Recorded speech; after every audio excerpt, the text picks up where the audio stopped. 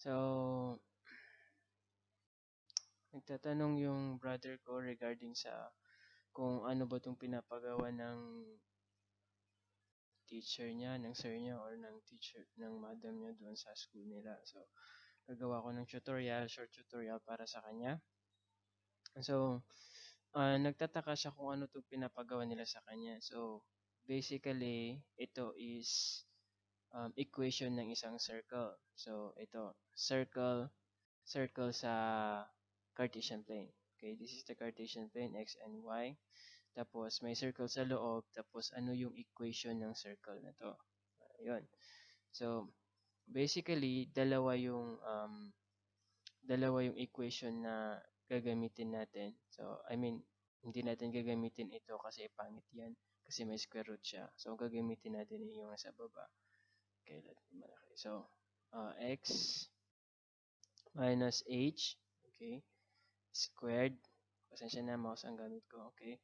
Y minus k squared is equal to r squared. Ayan. So, basically, magbibigay sila ng ordered pair. Okay, yung center. Ang center nila is, let me change the color, yellow. Okay, ang center nila, okay, ang center nila ay itong h at saka yung k. Tapos, magbibigay din sila ng r, which is yung radius. Ayan. So, kunwari, ang center niya ay, natin ng color. Okay?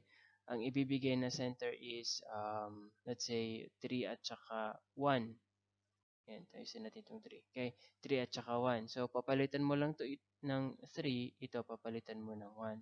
Tapos, perform mo yung operation na to, itong buong operation na to, tapos saka mo din perform itong operation na to. Ayan, so, ganun lang yung mangyayari. So, i-delete ko lahat ng yan.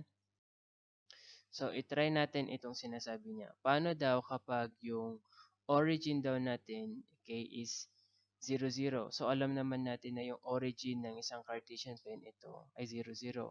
Yung circle daw, ang center niya ay 0, 0. Okay. So, ang magiging formula na lang daw ay x squared plus y squared is equal to r squared. So, itry natin. Okay. So, if h is equal to 0, okay, and then k is equal to 0. Ito yung center natin na 0 and then 0. Ayan.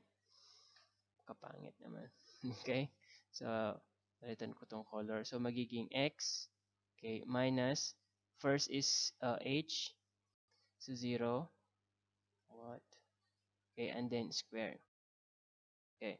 So, ang mangyayari dito ay x square, okay, FOIL method first, okay, and then outer, and then outer, yeah, and then last, yan. So, magiging 2 times h, okay, times x, okay, then square mo to, plus, kasi mag-square na siya, h square.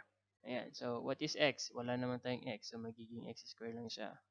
Minus, okay, 2, okay, 2 times h, which is 2 times 0, which is 0 times x, so 0 pa rin to. Okay, plus 0 times 0, 0 square, so 0. So, ang sagot ay x square. Next, yung y naman.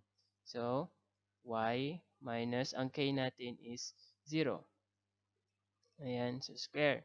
So, magiging value niyan is y square minus 2 times y, 2 times k pala, k, okay, and then y plus y squared. Siguro nagtataka kayo kung saan galing ito. So, ito ay galing lang sa y minus 0 times y minus 0. Okay, so first, okay, so y times y, kaya naging y squared. Okay, tapos y times 0. Okay, 0. 0 times y. Yun. So, ito, pagtatimsin mo, tas ito, pagtatimsin mo, kaya nagkaroon ng 2. 2 times ky. Tapos yung last. Wait, bakit y ang gamit ko dito? It should be k. Palitan natin to. Select natin to, and then erase. Oops. Erase. Para bang mas malaki? Eraser. Ayan. So, dapat pala ito ay k. Mali yung nilagay ko. Excuse me. Okay, this is k squared. Ayan. So, this is k natin. K times k, kaya naging k squared. Ayan. So, palitan na natin yung k natin ng 0. So, magiging y squared minus 2 times k, which is k is 0. Okay, 2 times 0, kaya 0 pa rin. Times y, 0 pa rin. Ayan. Plus, ang k natin ay 0. 0 square. Anong 0 square? 0 pa rin. Okay, kaya ang sagot ay y squared. Ayan, yung sinasabi niya na paano kapag ang circle natin ay nasa center, which is 0, 0. Okay, let me delete. Okay, now, tapos, kung x squared plus y squared, okay, balik tayo dito, is equal to r squared. Okay, kung ano yung magiging r natin, kung sinabi niya na, okay, r is equal to 4. So, what is r squared? Okay, syempre, 4 times 4, so magiging 16. Okay? Yung iba kasi kapag kunwari 4 squared yung nilagay noon, nagiging 8. Ewan ko ba kung anong ginagawa nila. So, ganun yung magiging formula kapag center. Okay? So, i-try natin ito. Oh, very, sobrang, oops. So, saan napunta yun? Dinilit ko naman na ata. Let me pause. Ayan, so, balik tayo. Okay. Adjust ko ng konti. Ayan. So, pwede ko na itong i-delete. Okay, so delete na natin lahat yan. So, sabi niya dito sa question number 1, okay, center at origin. Alam na natin, kung origin ang center natin, so center, okay, center should be equal to 0 and 0. At alam natin na kapag 0, 0 siya, ang formula lang natin ay x squared plus y squared, okay, is equal to r squared. Okay. So, ang center natin, center is origin. Ang radius natin ay 4. So, r is equal to 4. So, basically, sobrang dali niyan, x squared plus y squared is equal to, what is r? So, 4 squared. Ayan. So, magiging x squared plus y squared.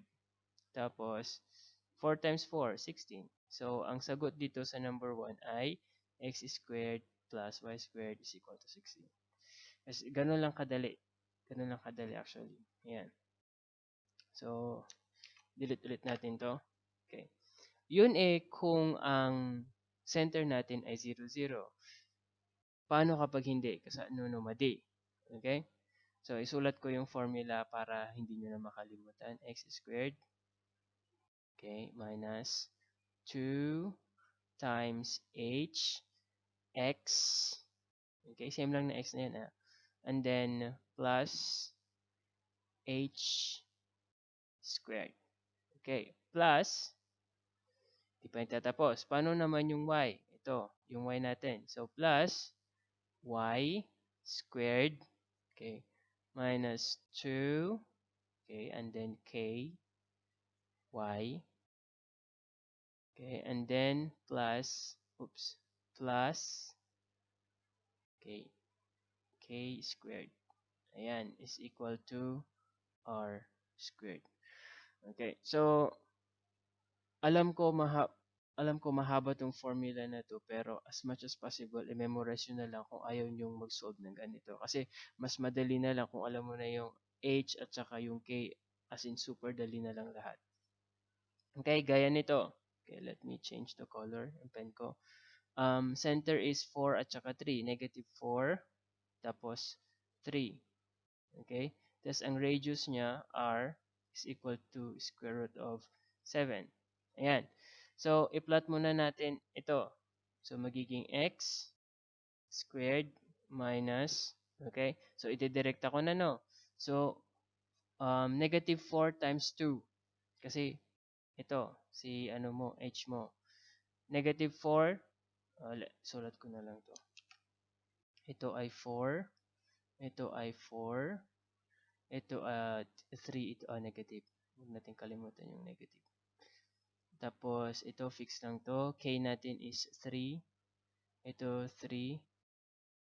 What? Okay, at ang R natin ay square root of 7. Ayan. So, x squared, okay, negative 2 times negative 4. Negative times negative, positive. So, 2 times 4, 8. So, magkakaroon tayo ng 8x. Yan. Nasurutan nyo. Okay? 2 times 2, 8. Negative times negative, positive. So, plus 8x. X, wala naman tayong value ng x. Okay?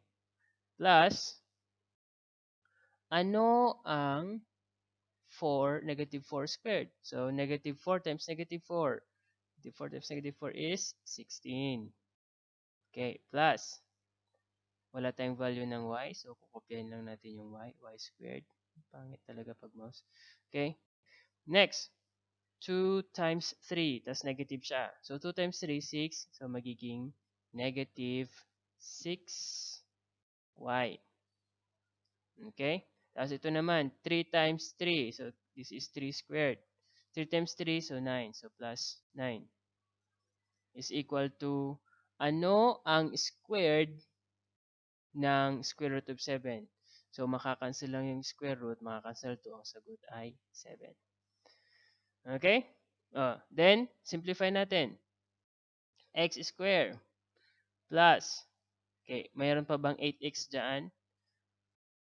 Excuse me, mayroon pa bang 8x dito? Wala na. So, basically, 8x lang to. 8x. Okay. Pero, may mga numbers tayo dito. Okay, ito 16. Ano pa ba? Ito 9. Okay.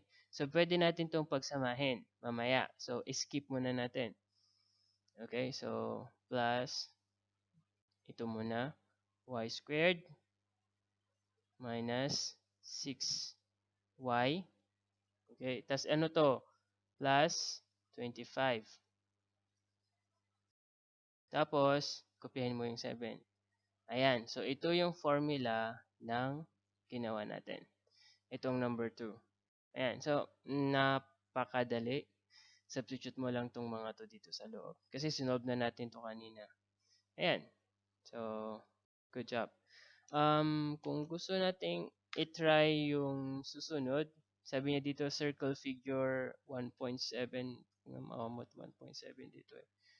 1.9 lang naman. So, skip na natin yun. So, circle A, figure 1.9. Circle A, figure 1.9. Ito siya. Okay, so first, sulat muna natin yung center niya. Oops. Center ng circle. H is negative 2. And Y is negative 1. Ayan. Yan yung center natin. Dapat pala. Wait. So, i-paste ko yung dati. Okay. Yan. So, go. The same. Ang R natin, count tayo. Ito, mag-start ka dito. So, 1, 2, 3, 4. So, basically, 4 steps siya. So, ang R natin, R is equal to 4. Ayan. Okay. So, next, x squared. Okay, minus. Okay. Ang h natin ito. So, negative times negative. So, magiging positive. 2 times 2. So, 4. 4x. Okay. Tapos, square natin to. So, magiging plus 4. Nasurutan nyo? Okay. Balikan nyo. No mo din nasurutan. Sudan nyo. Okay.